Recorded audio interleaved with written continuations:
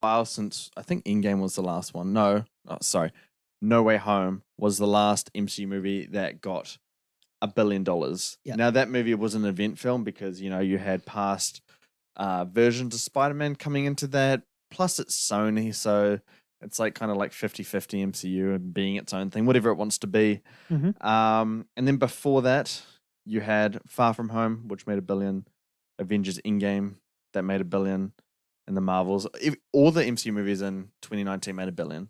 And then I think since then, only No Way Home has made $1 billion on the MCU side of things, which is a concern. Mind you, COVID didn't impact. It did have an impact, especially for Black Widow, Shang-Chi, and Eternals. Yeah. But by the point, we got to a point where that's no longer an excuse. Multiverse of Madness made like, I think 944 or something like that. I'd say after No Way Home is where you just, where's your excuse, Exactly. And then Thor Love and Thunder went really down. Black Panther, bro, I think the last one made like, 1.4? It's one of the highest grossing films of all time. And then that made like in the 800s. Thor made in the 700s. Doctor Strange made in the 900s, and that had a multiverse factor to it. And then Ant-Man might even get under 500 million. Like, this is bad. This is bad, man. So yeah, I really wanted to like talk about what will be the next Marvel movie or MCU movie that will make $1 billion. But we know that the Avengers movies will make $1 billion. I think it's pretty much a guarantee. They have to do something really bad for them not to make. Pretty much. Yeah. But so we're under the assumption that they won't make $1 billion. Now the upcoming movies that Marvel has scheduled, we'll go through them one by one. Guardians of the Galaxy Volume 3, The Marvels, Captain America New World Order, Thunderbolts, Blade, Deadpool 3, and Fantastic Four. They're all scheduled. They have release dates. So Guardians of the Galaxy Volume 3. Do you think that's going to be a $1 billion guarantee? I'm not going to put guarantee. To be honest, all the stuff that you just read out, I can't confidently say. Like no guarantees, eh? No guarantees. The most likely one is definitely Guardians. I mean, think so? The first one had 700 plus. The second one had 800 plus. Yeah. I mean, considering that this is going to be like the final Guardians films for this, group, and James Gunn's final one as well. I think if there's a film from the scheduled release that's going to crack that 1 billion, it's definitely Guardians 3. Interesting. I think Guardians is a good shot. And especially with James Gunn and it likely being a good movie. Yeah. It definitely has a shot. But don't underestimate the Marvels, in my opinion. I mean, Captain Marvel made 1.14 billion. But that was in peak MCU time. So we don't know how it's going to be now. I mean, look at Black Panther, bro. Like, there's like 600 million between those two movies, the first and second. So it could be there if it's good. Maybe the reason why Captain Marvel made that much was because it was the last film before Endgame, right? Yeah, it was so maybe everyone was flocking there to see. Probably. You got a good point about that. Captain America: New World Order? Nah. Not at all. Did Civil War make $1 billion? It did. Yeah. Oh, okay. Other than that, and that understandably, that they had like it was basically Avengers 2.5 at that point. Pretty much. But all the other Captain Americas didn't make it, and that had actual Captain America in it. This is Anthony Mackie's actual Captain. Everyone knows who I mean. It's Steve Rogers, Yes. But this one has Anthony Mackie's Falcon, who's just taken up that mantle. There's something completely new that we haven't seen. Yeah. We've got the show and stuff, and he didn't really become Captain America until the end. Yeah. So it doesn't have that like selling point as Steve Rogers. I thought the show was good. The show was good, yeah. Yeah, so hopefully people turn up if it's good, of course. But yeah, Thunderbolts and Blade, I don't see any room for them to really get $1 billion. They're very new things, and Thunderbolts is just a bunch of secondary characters. It's literally the Suicide Squad, but Marvel's version. Yeah, and I'd love for Thunderbolts to be like really gritty and like dark in a way. I would. It would be awesome. Yeah. Like how Suicide Squad was originally envisioned. You know how when that first trailer came out, it was like real. The infamous Comic-Con trailer for Suicide Squad. Yeah. Yeah. Now here's an interesting one: Deadpool 3, and I might put my highest guarantee on that. You reckon? Yes, because you got. I mean, Deadpool 1 and 2, they made over 700 million. I think the second one made over 800 million. And they're R-rated, so they have that barrier on them anyway. Logan was R-rated, and that made over 600 and something million. Mind you, the other Wolverine movies didn't do very well worldwide. X-Men do well. But if you combine the two, you combine Ryan Reynolds and Hugh Jackman together as well. Oh, yes. I fully forgot Hugh Jackman was in it. Yeah, 100% it's going to make $1 billion. I don't know if it make $1 billion if they have an R rating on it. Now, Joker, I think that got in the 900s, and that's an R rating. I think it's the highest grossing R rating. I thought it had $1 billion. Did it get $1 billion? I'm pretty sure.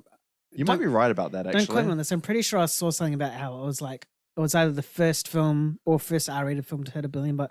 You're right, it did. Yeah, it did get $1 billion, yeah. So, yeah, that's the highest grossing R-rated movie. And so the potential is there. To be honest, I mean, you just said it before, Deadpool on its own, while it had its R rating went as high as 800.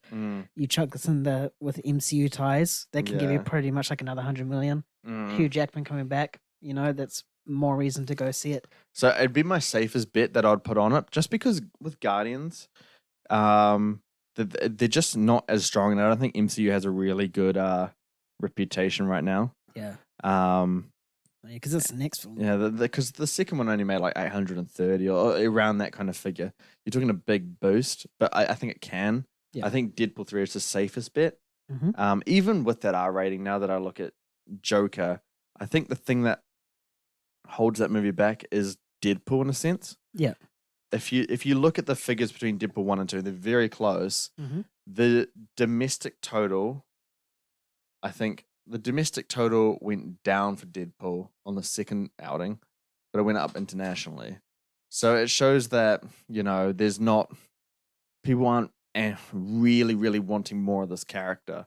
And I think, we've all felt it. I know, like, when, we had Kyan on Let's Be Real and stuff like that, he definitely felt it. So I just don't see much of a market craving more of Deadpool. I think it's the interaction with Wolverine that might be able to get it over the $1 billion hump. Definitely. Yeah. And Fantastic Four, I just don't think the general public really give a shit. I think it's just us comic book geeks at the end of the day. Pretty much. I mean, if they cast right, I reckon it could do well. Yeah. But you can't. I mean, it could make $1 billion. Don't get me wrong. I mean, never say never, right? Yeah. But at this point in time, we haven't even seen a cast. Is it? I don't even think we have a director, right? From memory. Just from memory. It's Peyton Reed, director of Ant-Man Quantumania. Yeah. Oh boy. Oh no, isn't it John Watts? I can't remember. Nah, I think they swapped because he'll be focusing towards Spider-Man 4. I'm sure if you guys are listening, just flick us a message. Yeah. And correct us. Correct us if we're wrong, but our bet is Reed or Watts. Yeah. So there are 3 unscheduled movies. Armor Wars, I think, stands 0 chance. I agree. Sorry. Just what if the Robert Downey Jr. comes back for like a side character role? Nah, not $1 billion. I don't think it's not $1 billion still. I don't think it's not enough. I mean, it'll do better, but I think Armor Wars is another one in Quantumania's sort of category of struggling to break even. If Robert Downey Jr. is in it, break even easy, 100%. Because everyone's clamoring for him to come back in some shape or form. Shang-Chi 2. Now, Shang-Chi, the first one, we can't use that as a fair assessment of the box office because COVID. How much did that make, though? I don't know. I think it was in the 300s, 3 to 4. 3 to 4. It made very similar to Black Widow. Right. But it did fine. It was received really well from both audiences and critics, so there's no like bad reputation from that brand. Yeah. I think it just I don't think it has the capacity to make $1 billion, but I think it can make some good money if it's good. I recommend about 6 or 7, maybe 8 at a push. Maybe 8 at a push. Yeah, I would agree with that. And then I think the last one I'm going to mention here that's on schedule is Spider-Man 4. I think that's a guarantee. Like, even if it's bad. Backing up from No Way Home. Yeah. Definitely. After that movie, there's no way that it won't make $1 billion. No. Could be the bad, and then it still won't. But you know what? I think the MCU, I think Disney, they have a hard road ahead, They definitely. Yeah. I mean, this is not good. I really don't have any words for their future slate. DCU, I think they're going to do bad. You know, we could see the downfall of superhero movies come during this period where both studios are fighting to get $1 billion. With things like, you know, Avatar and Top Gun, all that kind of stuff is the ones that are making the big money. You know, this could be the new tide, the change in the industry.